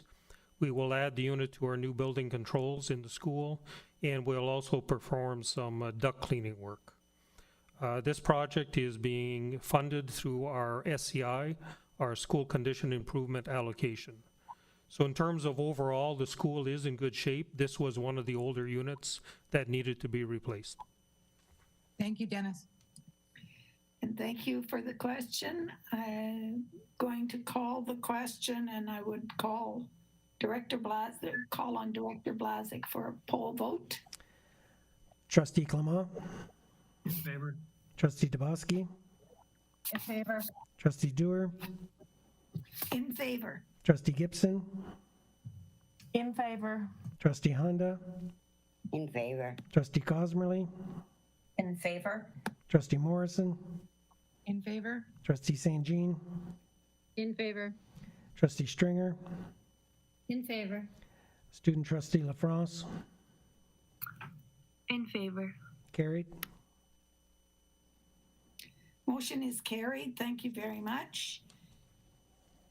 Motion that the board award the contract for a Sigonac Public School brick repairs, domestic water piping, upgrades, and site work tender number 2021-08 to New Style Construction Company 1988 Limited for the amount of $209,000. Moved by Trustee St. Jean, seconded by Trustee Morrison. Any questions before we take the vote? Trustee Morrison? Thank you, Madam Chair. Through you to Superintendent Bazinet. Dennis, is this the water piping upgrade into Mississauga? Thank you. Through you, Madam Chair. That is one component. This is multifaceted in that we will be removing some old brick in some localized area and installing new brick. We will replace all of the domestic water lines as they have reached the end of their life cycle. As well, we will be extending the gravel parking area to allow more parking and better traffic flow. This project is also being funded through our school condition improvement allocation. Thank you. Thank you, Dennis. Thank you very much, Trustee Morrison. Poll vote, Director Blazik. Trustee Clement, In favor? Trustee Ndebowski, In favor. Trustee Dewar, In favor? Trustee Gibson, In favor. Trustee Honda, In favor? Trustee Cosmerly, In favor? Trustee Morrison, In favor? Trustee St. Jean, In favor. Trustee Stringer, In favor. Student Trustee LaFrance, In favor. carried. Motion is carried. Thank you very much. Third motion, that the board award the contract for Northeastern Elementary School standpipe and electrical services upgrades, tender number 2021-10 to Metal Air Mechanical Systems Limited for $494,520. Moved by Trustee Morrison, seconded by Trustee Cosmerly. Any questions before I call the question? Trustee Morrison? Thank you, Madam Chair. Quick question again through you to Superintendent Bazinet. Dennis, I'm wondering if you could describe a little more in what the scope of the work is, what work is being done at Northeastern. Thank you. Thank you. Through you, Madam Chair. Under the scope of this project, we will be replacing the main switchgear and many of the electrical panels within the building as they have reached the end of their life cycle, and it is very difficult to get parts for the equipment for repairs. We will also be replacing the fire pump station as the existing pump station is not operational, and we need to have a working standpipe system, which is the water suppression system, fire suppression system throughout the school. This project is being paid for through our school renewal allocation. Thank you. Thanks, Dennis. And thank you, Trustee Morrison. I'll call on Director Blazik for poll vote. Trustee Clement, In favor? Trustee Ndebowski, In favor. Trustee Dewar, In favor? Trustee Gibson, In favor. Trustee Honda, In favor? Trustee Cosmerly, In favor? Trustee Morrison, In favor? Trustee St. Jean, In favor. Trustee Stringer, In favor. Student Trustee LaFrance, In favor. carried. Motion is carried. There are no reports and recommendations from board committees. However, under new business, the Ontario Public School Board Association's annual general meeting. I'd like to thank Heather for including the backup information about this year's OBSPA AGM with our agendas. And you can see that it's going to be held June the 12th, Saturday, June the 12th. We have some information. I'm sure there'll be more that comes out on a regular basis. There's no charge, I don't believe. So, motion that the board approve the attendance of the following trustees at the 2021 OPSBA Annual General Meeting to be held via Zoom on June 12th, 2021. Would you please put up your hand or indicate? I have Trustee Hunda, Trustee Cosmerly, Trustee Gibson, Trustee Morrison,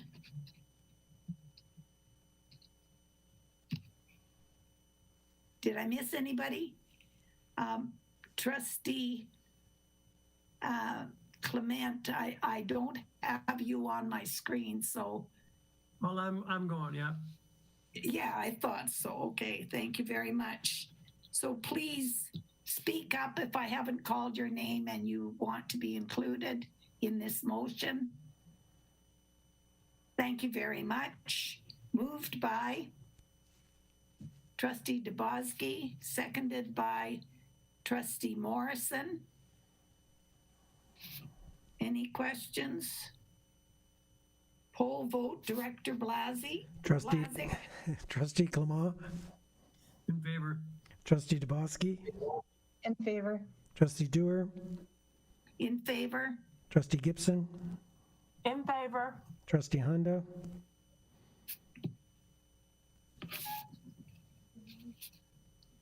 Trustee Hunda? My thing went to sleep. I'm sorry. Yes, in favor. okay, Trustee Cosmerly, In favor. Trustee Morrison, In favor? Trustee St. Jean, In favor. Trustee Stringer, In favor.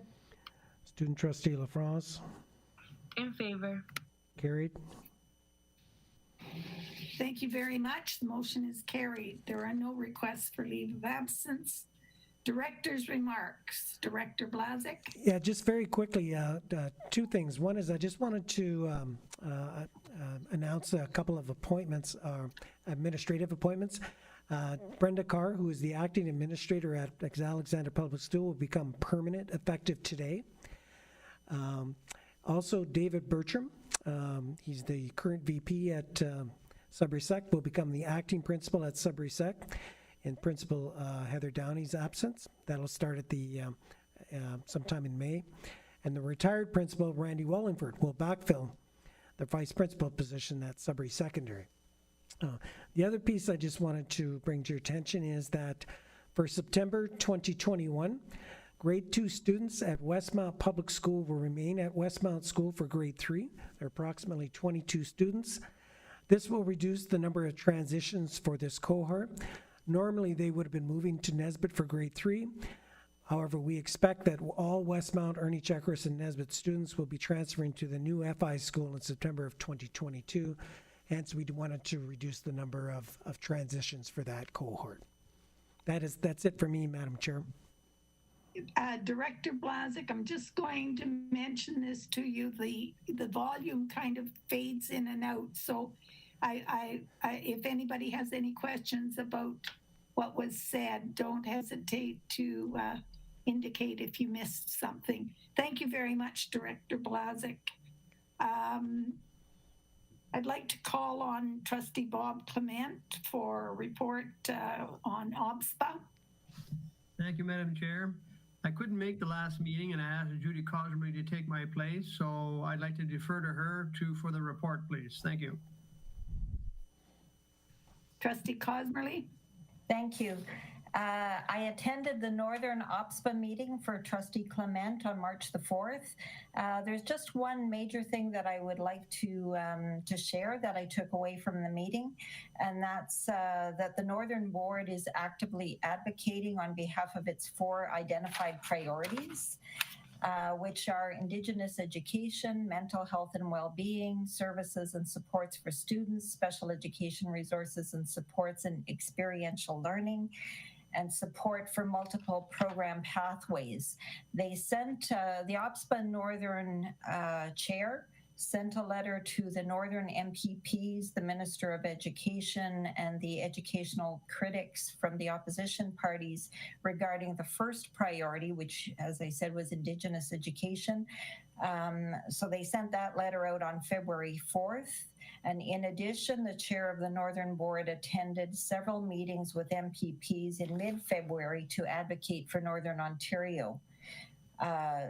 At our March 4th Northern meeting, OPSPA directors reviewed a draft letter regarding mental health and wellness at that meeting.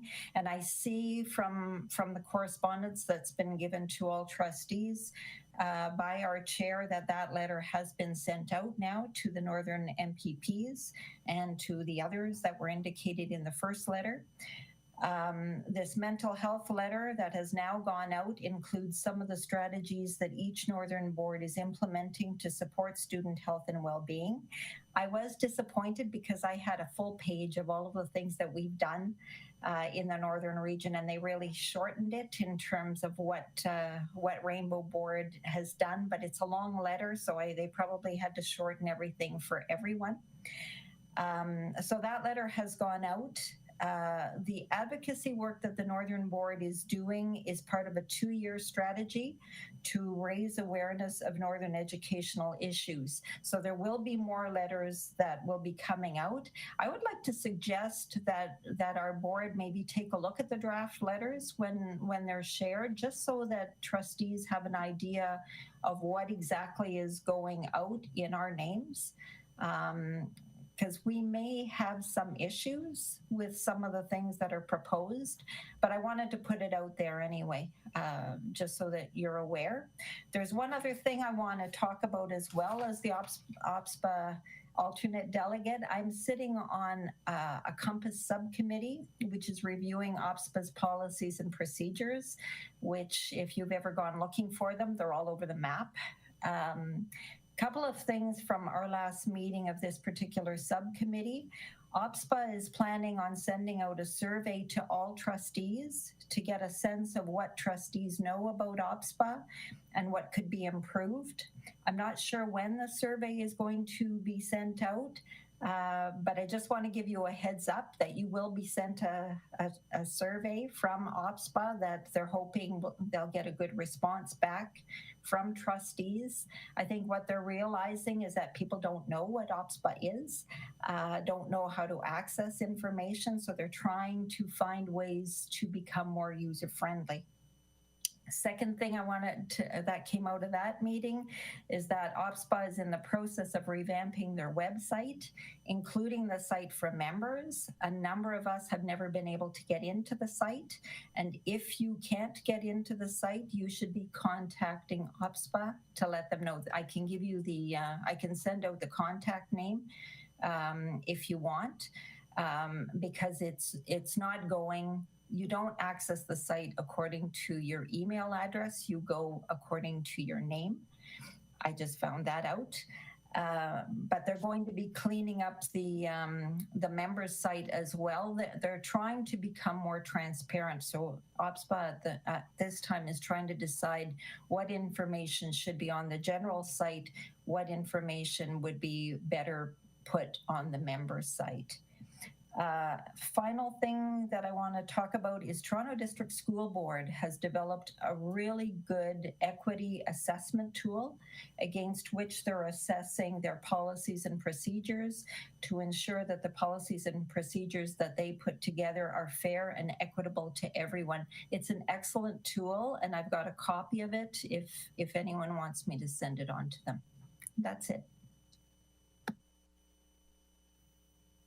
Thank you very much. And I'm going to just request something of you, Trustee Cosmerly, and I'm wondering if you could share that report with Heather and some of the information that you shared. If you included that, then we would all get that information through the minutes of the meeting. So I would really appreciate it if you would share that with her. Thank you very much. For sure.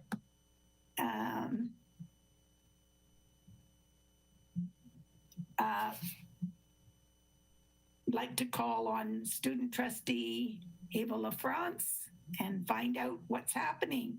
What's happening, girl? Hi, everybody. So,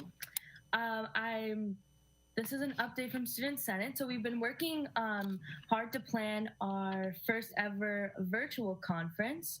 So this year's theme of our conference is Stand Up for Equity and Inclusion. And it's going to take place on April the 29th from 8:30 a.m. to 2:30 p.m.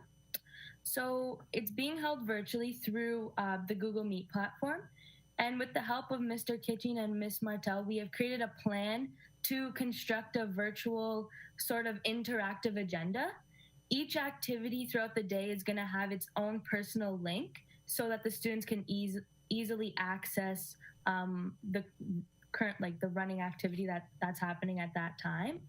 The agendas are going to be specific to their schools as well, so that there's no confusion of which meets they should be joining, and just make sure it's running smoothly and effective for everybody going to the conference and for our Student Senate members.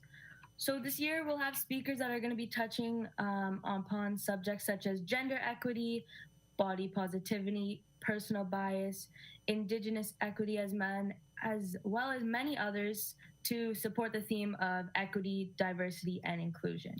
So just a rundown of the agenda for the day. So we're first going to start off the day at 8:30 with a little introduction from Student Senate, just getting some ground rules set so that it runs smoothly. Then we have our Jamboard session so the schools are going to go into breakout rooms and talk about what they already know about equity, diversity, and those topics like that. At 9:30, we have our first keynote speaker, which is the group Unlearn, and they'll be discussing personal bias using visual cues. And then we'll go into our breakout rooms at 10:30. We have a pretty big list of breakout speakers for our students to choose from, so they get to pick which ones they feel most, I guess you could say, like they want to go and learn about. So we have a group called Get Real, Caitlin Cotello, who is a former Sudbury Secondary student, Miss Gobo.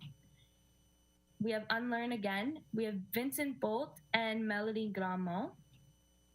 Then it's our lunch break, and we resume at 12:30, where we have our second keynote, who is Anthony Johnson, and he'll be discussing LGBTQ2+ and Indigenous equity issues. So after his keynote, we go into, we split into our school groups again to discuss what the students have learned and what they can bring back to their schools. Maybe it's in an initiative form or just how they can positively lead their other students into being more equitable and more inclusive within their schools. So we're just trying to really nurture our secondary leaders and give them the opportunity to learn and support their growth of knowledge surrounding important current issues. And the invitations have been sent out to all the schools today, so we're excited to get the list of students back. We're hoping to have around 100 students join us. And I also want to welcome all of you to join us virtually. This day is going to be filled with amazing speakers and plenty of student engagement, which I know is always very amusing to be a part of. So if you're interested in attending, you can send Heather an email and she'll be able to supply you with the virtual agenda, and it will have all the links in it that you can, it's really clear. You can easily click on the link that you want to join and you'll be able to be in that meet and see what's happening. So thank you for your time, and that's what's going on in Senate. I thank you very much, Trustee LaFrance. And I'm just a little bit concerned that maybe that reference to it being really easy was meant for people like me who have so much difficulty with technology. But I appreciate your thinking of us. And the only thing I would like to add is if you could please share your report with Heather, then we can make sure that some of it at least is entered into the minutes and is available for everyone to see. Okay? Okay, thank you. Thank you very much. And just before we move to trustees' remarks or questions, I want to take this opportunity to congratulate Trustee Linda Dubosky on her recent appointment as a Canadian member of the International Great Lakes St. Lawrence River Adaptive Management Committee, or GLAM. What a great thing to be part of. The committee is comprised of 9 members from the United States and 9 members from Canada, working towards resolution of issues and decision-making in the best interests of both countries. Congratulations, Trustee Dubosky. And everyone is giving you a virtual congratulatory clap. Thank you. Trustees' remarks and questions. So if you would put up your hand, I can make a list of anybody who would like to be acknowledged. Trustee Morrison. Did you want me to proceed, Madam Chair? Yeah, I don't see anybody else. That's Okay. fine. I'll move very quickly. I have a couple of comments and one question, but I promise that they'll be quick. The first comment I have is basically I just wanted to share information and thank Principal Ron Hodgkinson at Northeastern. We had the opportunity within the last couple of weeks to spend a considerable amount of time together via Google Meet. I wanted to have Ron offered to meet with me. We were going to talk about some of the new developments at Northeastern, some of the things he's really put in place to try to move students forward. And I really appreciated that meeting.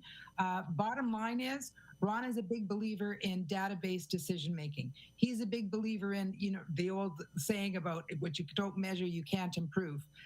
So Ron's put together a whole system of bringing, and involves, by the way, the support of IT staff at the board office who helped him work on this to basically provide him with a data dump that consolidates all testing information from kids. And I'm not even going to use the correct acronyms because I don't want our educator friends that are sitting listening to me to correct me, but it includes things like the DRA, the ALSAT, some of the testing that we've heard about before in previous presentations, and the EQAO in grade 3 and 6.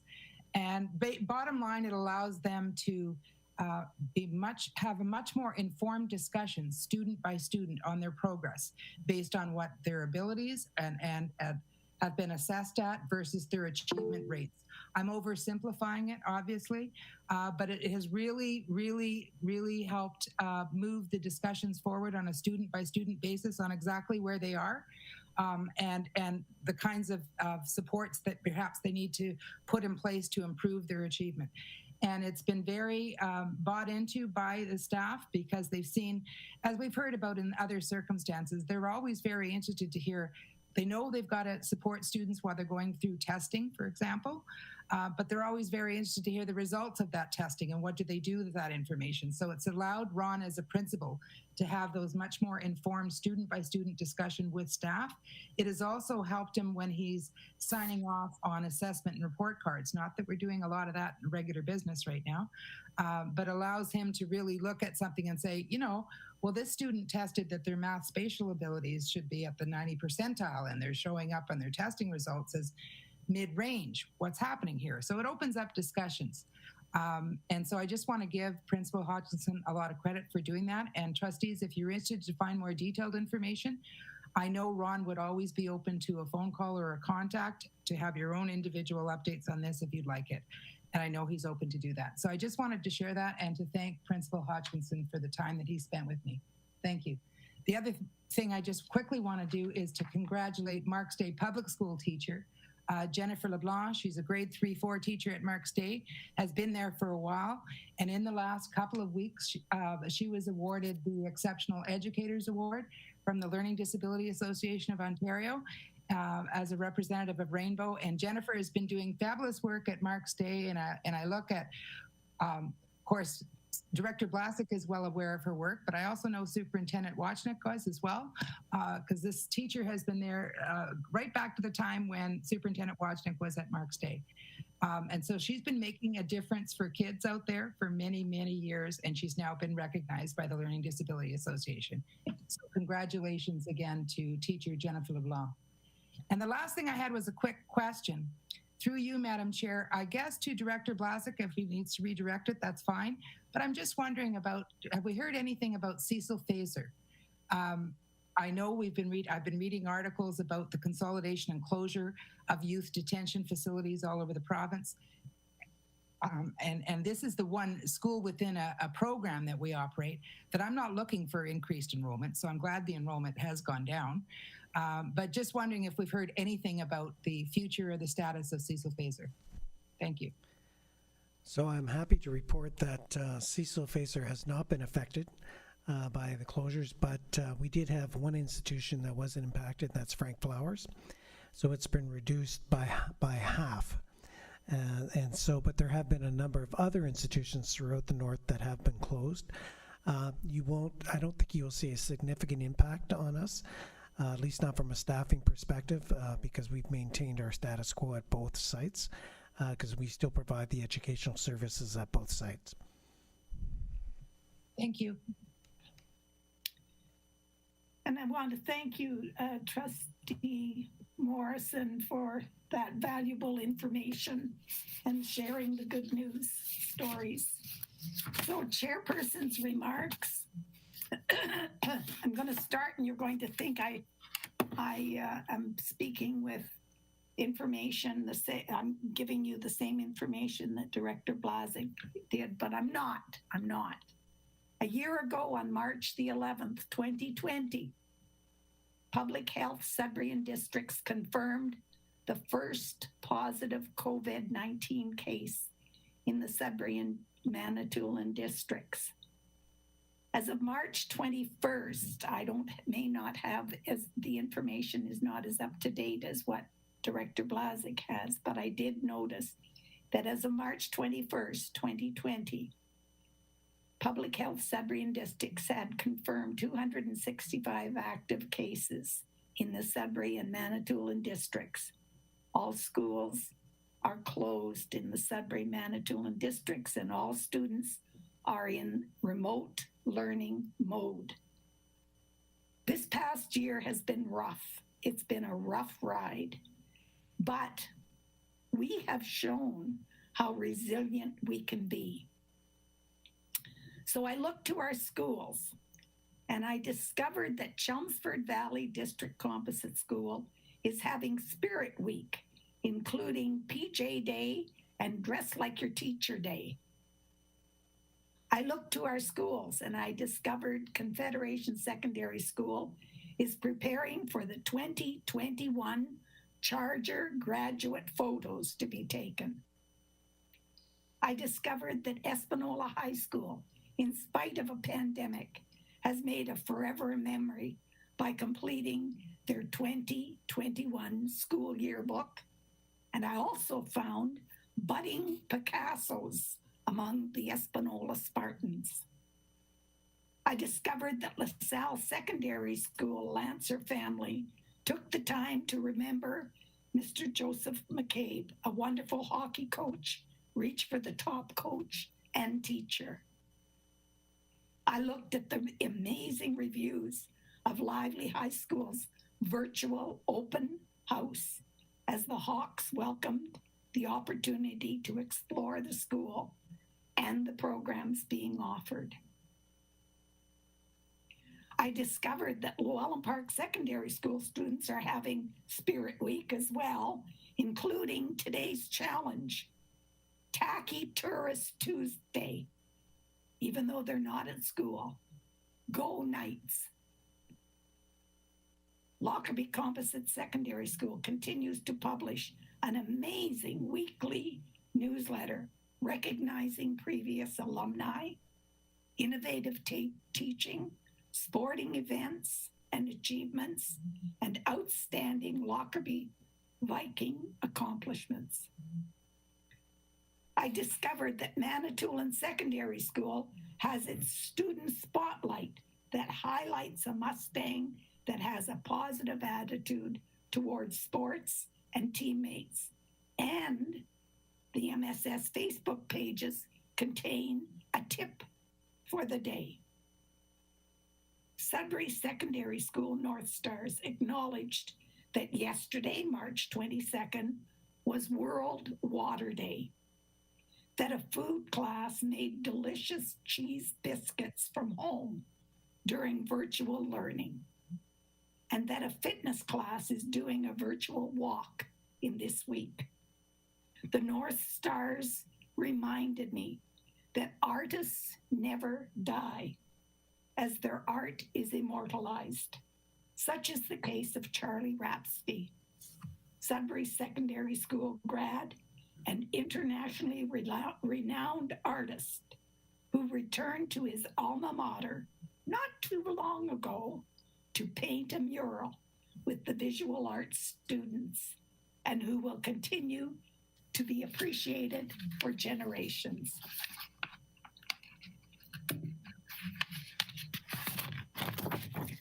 I discovered that many virtual open house links are alive and well and able to present a plethora of information. And these are just some of the many discoveries in our secondary schools. The innovations in our elementary schools are too prolific and continue to be inspiralling awesome. Inspirationally is the word I'm looking for, awesome. I looked to our rainbow schools and I discovered that in each one, secondary and elementary, full remote learning is happening. Progress reports and parent-teacher interviews are happening, and plans for graduation are happening. Staff, entire staff, continue to improvise to overcome the challenges of remote learning. They provide the academic knowledge with the stimulation and genuine care for student well-being. The thought for the month comes from educator and author John W. Gardner, who said, "Excellence is doing ordinary things extraordinarily well." Thank you to our staff who provide excellence in education extraordinarily well. Please take a moment to read through the committee minutes that are attached to your agendas. They are reminders of yet another group of staff members and community representatives who give of their time and energy extraordinarily well. So I thank you, trustees. We have 3 reports from committees, and we have I'd like you just to take a moment, if you have the agenda there, to review the committee meetings that are coming, that are ahead. They are listed, and if you see something in there that needs correcting, please be sure you contact Heather if you notice it afterward. So with all of this, I thank so much every trustee and our staff. That we do now adjourn, moved by Trustee Morrison, seconded by Trustee Clement, and we'll just wave goodbye. Thank you, everyone. Meeting is adjourned.